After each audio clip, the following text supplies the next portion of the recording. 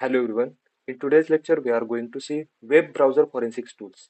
In last video, we had seen web browser forensic क्या होता है, उससे किस टाइप की इंफॉर्मेशन हम लोगों को मिल सकती है, या फिर as a digital forensic investigator हमारे पास जो इलेक्ट्रॉनिक डिवाइसेस आती है उसमें कौन से ब्राउजर्स इंस्टॉल्ड है, उसके हिसाब से हम लोग डिसाइड करते हैं कि कौन सा टूल अप्लाई करके हम लोगों को इंफॉर्मेशन एक्सट्रैक्ट करना है, ब्राउजर से किस टाइप का इंफॉर्मेशन मिलता है, या फिर उसको एनालाइज कैसे करना है। ये सब बेसिक सा नॉलेज आपके पास है। तो देखते हैं कौन से टूल होते हैं। Before moving towards the topic, I just want to tell you one thing. ये जो 5 टूल है इनका थोड़ा सा अलग इंफॉर्मेशन है, और ये 6 टूल है ये थोड़ा सा अलग है। मैं 6 टूल के बारे में आपको बाद में बताता हूँ। ये जो 5 टूल है ये निरसॉफ्ट कंपनी ने बनाए हैं। निरसॉफ्ट के ये अलग अलग टूल्स है। आप इंटरनेट पे जाके इस टूल का सिर्फ नाम लिखोगे तो एक नंबर पे निरसॉफ्ट आएगा, और आपको ब्रीफ इंट्रोडक्शन उस टॉपिक के बारे में सब मिलेगा।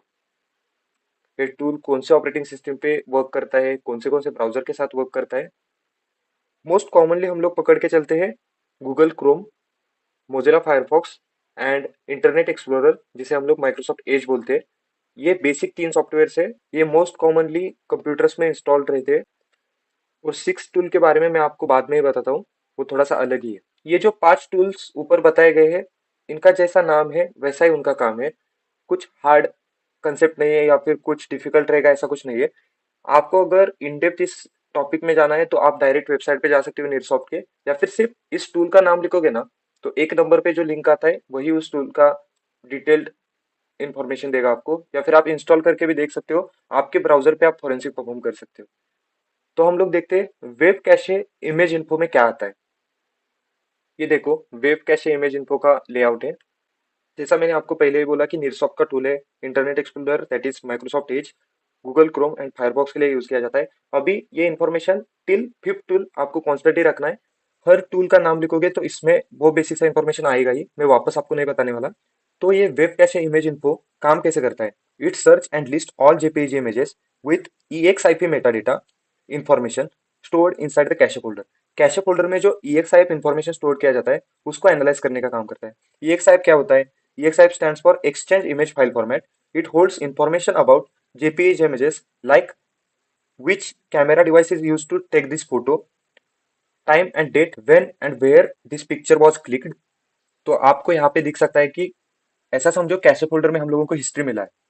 मोस्ट ऑफ द टाइम क्या होता है कि जो अटैकर होता है या फिर हैकर होता है वो हिस्ट्री क्लियर करके कैशे क्लियर करके चला जाता है। बट ऐसा समझो कि आपको जो डिवाइस मिला है उसके कैशे में थोड़ा सा इंफॉर्मेशन है या फिर हिस्ट्री में थोड़ा सा इंफॉर्मेशन है। तो कैशे से हम लोगों को ये इंफॉर्मेशन मिलेगा। फर्स्ट इज URL, देन कौन से वेब ब्राउजर पे वो एक्सेस किया था। नेक्स्ट आता है इमेज सॉफ्टवेयर, कौन सा सॉफ्टवेयर यूज करके उसको एडिट किया था। नेक्स्ट आता है कैमरा मैन्युफैक्चर, जैसा मैंने बोला कि EXIF फाइल फॉर्मेट से इंफॉर्मेशन फेच किया जाता है। EXIF stands for exchange image file format, जो कैमरा के रिलेटेड इंफॉर्मेशन स्टोर करके रखता है। Time and date information store करके रखता है, कब और कहाँ पे ये फोटो क्लिक किया था इसके बारे में इंफॉर्मेशन रखता है। तो कैमरा मैन्युफैक्चरर कौन कौन है? कैनन हो सकता है, निकॉन हो सकता है, LG इलेक्ट्रॉनिक्स, सोनी वगैरह हो सकता है। तो कैमरा का मॉडल, जिस कंपनी ने वो डिवाइस बनाया है उसके हिसाब से वो मॉडल नंबर हो सकता है। Canon EOS 7D, Nikon D4। Store time, किस टाइम पे वो इमेज हमारे कंप्यूटर सिस्टम में स्टोर किया था और कब ये जनरेट किया गया था, इसके रिलेटेड इन्फॉर्मेशन। और ये जो हॉरिजॉन्टल स्क्रॉल बार है वो राइट के साइड मूव करने के बाद आपको लोकेशन के रिलेटेड या फिर कोऑर्डिनेट्स के रिलेटेड इन्फॉर्मेशन मिल सकता है। और अगर आपको इन डेप्थ देखना है तो आप न्यूज़सॉफ्ट की वेबसाइट पे जाके या फिर डायरेक्ट इंटरनेट पे वेब कैche इमेज इनको डालोगे, आपको इन डेप्थ आर्टिकल आ जाएगा, आप वहां पे भी देख सकते हो। ये इमेज भी मैंने न्यूज़सॉफ्ट के ऑफिशियल वेबसाइट से ही लिया है, और छोटा सा एप्लीकेशन है, अगर आपको इंस्टॉल करके आपके सिस्टम में देखना है तो भी आप देख सकते हो। नेक्स्ट आता है इमेज कैशे व्यूअर, जैसा नाम है वैसा ही काम है।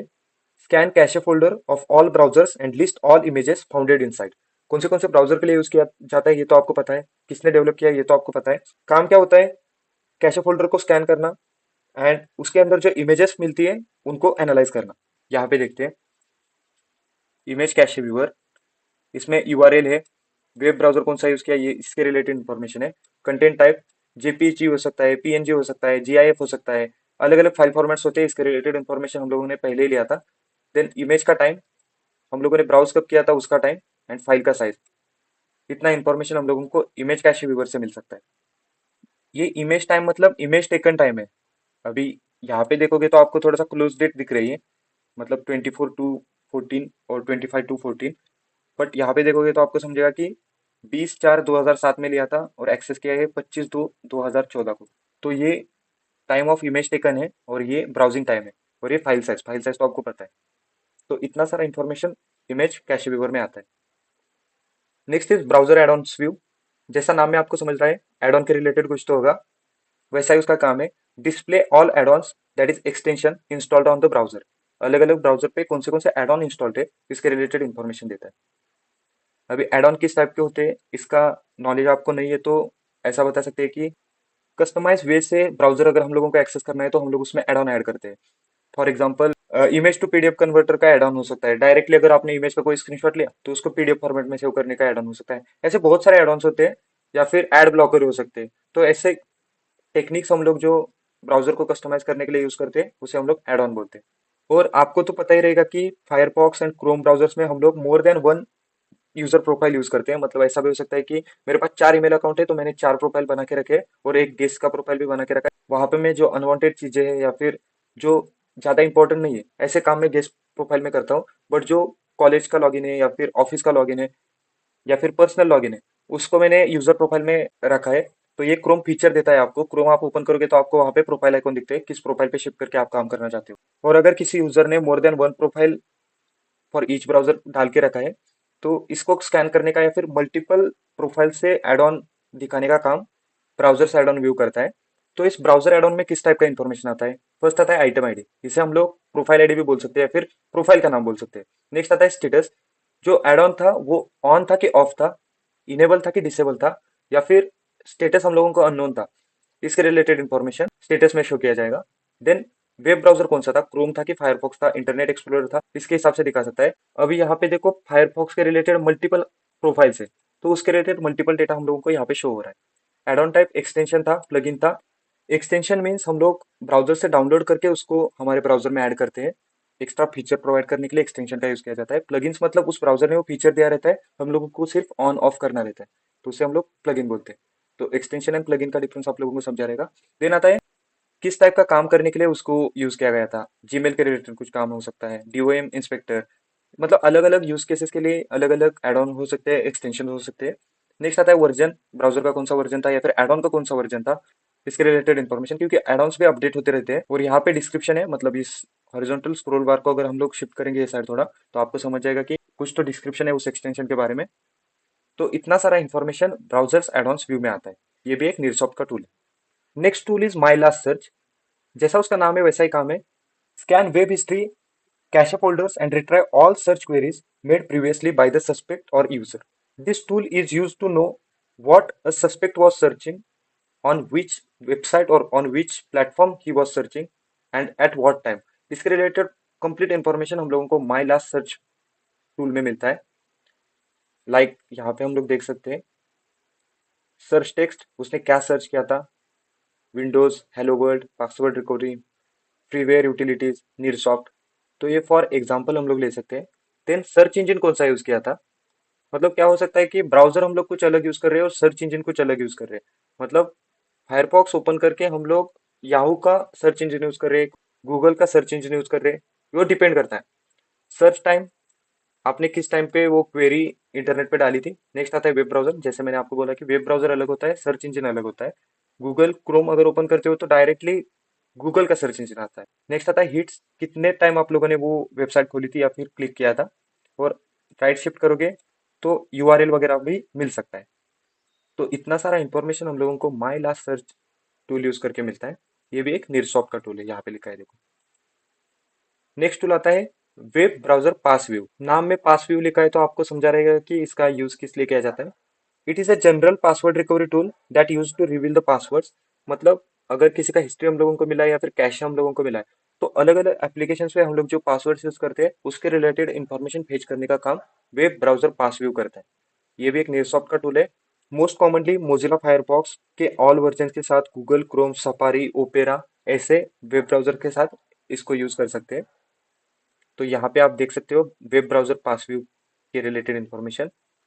तो यूजर की तरफ से या फिर सस्पेक्ट की तरफ से हम लोगों को जो डिवाइस मिला है उसमें अगर हम लोगों को हिस्ट्री या फिर कैशे मिलते हैं तो उसका यूआरएल हो सकता है, वेब ब्राउजर हो सकता है, अभी आपको तो आइकॉन देख के ही समझता रहेगा कि कौन सा वेब ब्राउजर रहेगा। ये ओपेरा का है, ये क्रोम का है, ये मोजिला फायरफॉक्स का है, ये इंटरनेट एक्सप्लोरर का है। नेक्स्ट आता है यूजर नेम क्या था और उसके रिलेटेड पासवर्ड क्या था। तो इतना सारा इंफॉर्मेशन हम लोगों को वेब ब्राउजर पासवर्ड में आता है। तो ये जो पांच टूल हम लोगों ने देखे वो नीरसॉफ्ट ने बनाए हैं। And last point is a web historian. ये एक स्पेशल टाइप ऑफ टूल है, सिर्फ गूगल क्रोम के लिए बनाए गए हैं। इसे हम लोग वेब एक्सटेंशन भी बोल सकते हैं, मतलब आप आपके ब्राउजर में इसको ऐड कर सकते हो। Web historian is used for visualize the web browser history that already on your computer. Means ये क्या करता है कि आप जो हिस्ट्री एक्सेस करते हो या फिर आप जो डेटा एक्सेस करते हो after adding the web historian extension on your browser, तो आपका जो हिस्ट्री है या फिर आपका जो डेटा है तो उसको एनालाइज करना स्टार्ट किया जाता है। तो आप कौन से टाइप के वेबसाइट पे विजिट करते हो, कितने टाइम तक वो वेबसाइट एक्सेस करते हो, तो ऐसे विजुअल्स आपको दिखना स्टार्ट हो जाता है। यहाँ पे एक बेसिक विजुअल मैंने लिया है, अलग अलग विजुअल्स हो सकते हैं, नेटवर्क हो सकता है, ग्राफ्स हो सकते हैं, यहाँ पे हम लोग सर्कल बोल सकते हैं। तो सर्कल में दिखाया गया है कि आपने कौन से टाइप का डेटा एक्सेस किया है। तो यहाँ पे गूगल को आपने ओपन किया था, वेब हिस्टोरियन एक्सटेंशन को सर्च किया था, अलग अलग है, inbox.google.com है, docs.google.com है। तो यहाँ पे आप फिल्टर भी डाल सकते हो कि 10 अप्रैल 2016 से लेके 7 जुलाई 2016 तक क्या क्या यूजर ने एक्सेस किया है। तो ये बैकग्राउंड में रन होते रहता है।